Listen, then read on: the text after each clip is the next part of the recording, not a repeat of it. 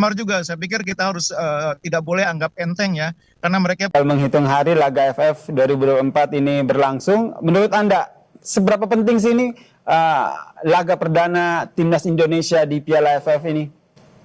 Iya, kita tahu bahwa tim nasional Indonesia itu punya kecenderungan kalau laga pertama itu kan biasanya tidak bisa langsung in ya. Biasanya butuh 1-2 laga awal sebelum bisa terbentuk permainannya. Karena itu dengan materi pemain yang banyak sekali pemain muda, dan ini tentu akan menjadi pertandingan yang sangat krusial kalau menurut saya. Disinilah pentingnya peran pemain-pemain senior seperti Asnawi, Pratama Arhan, kemudian juga ada Rafa yang sudah langganan main di timnas senior. Itu harus bisa menjadi dalam tanda petik itu pembimbing bagi pemain-pemain yang relatif selama ini tidak terlalu sering bermain untuk tim senior. Jadi memang sangat penting laga pertama ini butuh perhatian khusus, dan mudah-mudahan Coach Sintayong bisa mendapatkan semua pemain terbaiknya, semua pemain dalam kondisi yang baik untuk menghadapi laga perdana ini. Apalagi Myanmar juga, saya pikir kita harus tidak boleh anggap enteng ya, karena mereka punya materi pemain yang cukup bagus dengan hadirnya sejumlah pemain yang kita bisa sebut naturalisasi juga gitu.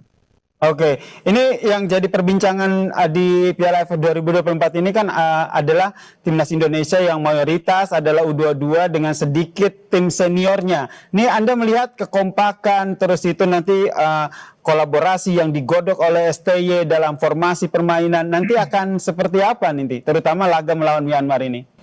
Iya, untungnya di antara pemain-pemain yang kita sebut pemain muda itu, banyak di antaranya yang sudah sering dipanggil oleh timnas senior.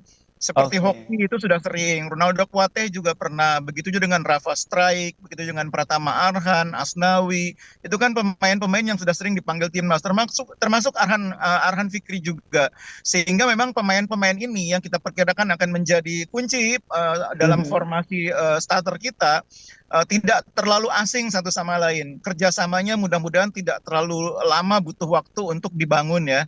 Berarti kekompakan kerjasama ini bukan jadi soal lagi ya. Saya juga ingin menampilkan bagaimana skema yang biasa ditampilkan dalam Piala AFF 2024 untuk timnas Indonesia U22. Mungkin Bung Kus juga bisa melihatnya. Kalau kita lihat skemanya, pembagian grupnya, kalau kita lihat ini pembagian grupnya ini seberapa berpengaruh ini nantinya pembagian grup. Oke, ini dia pembagian grup di Piala AFF. Kalau kita lihat ini kan Indonesia masuk di grup B, Vietnam, Indonesia, Filipina, Myanmar dan juga Laos begitu. Nah, peluang di grup B untuk Indonesia sendiri seperti apa Bung Kus melihatnya? Iya, jadi kalau lihat susunan jadwal yang akan dilalui oleh pemain-pemain kita, tampaknya ini diperkirakan kita harus menentukan peluang untuk lolos ke fase berikutnya itu di pertandingan terakhir. Jadi hitung-hitungannya kurang lebih begini. Lawan Myanmar kita bisa menang. Kemudian lawan Laos mudah-mudahan bisa menang juga. Pede ya, amin. Lawan Vietnam mungkin diperkirakan imbang. Nah, penentuannya itu terakhir lawan Filipina. Saya pikir skenario-nya seperti itu. Karena Filipina juga materi pemainnya cukup baik. Myanmar juga cukup baik. Tapi yang paling kuat memang Vietnam. Yang bisa dibilang menurunkan full tim ya. Bahkan mereka sempat juga tes ke luar negeri, ke Korea Selatan, bertanding menghadapi sejumlah tim kuat di Korea Selatan. Sementara Indonesia materi pemainnya bisa dibilang 50% saja dari kekuatan yang sebenarnya.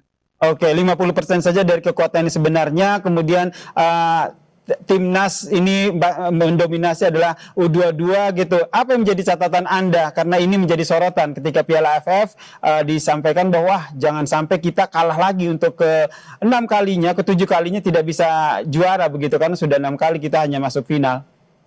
Iya, kalau saya sih sejak awal juga memang tidak terlalu tidak terlalu membebani pemain dengan target harus juara ya. Dengan materi pemain seperti ini kita harus realistis. Peluang juara tidak akan sebesar kalau kita turun full tim. Saya justru tidak ingin membebani pemain dengan target harus juara. Saya berpikir mereka ini yang penting fokus lolos dulu dari grup ini. Sesudah dari grup ini lolos di semifinal, mudah-mudahan bisa mencapai final, baru berpikir juara. Kalau kita sejak awal membebani target juara, saya pikir pemain akan kesulitan dengan materi pemain seperti ini. Baik, kita nantikan seperti apa laga perdana timnas Indonesia. Yang jelas kita, baik saya maupun Bung Kus dan juga semua warga Indonesia tetap berharap ya timnas Indonesia akan mengalahkan Myanmar. Terima kasih pengamat sepak bola M. Kusnaini telah memberikan perspektifnya.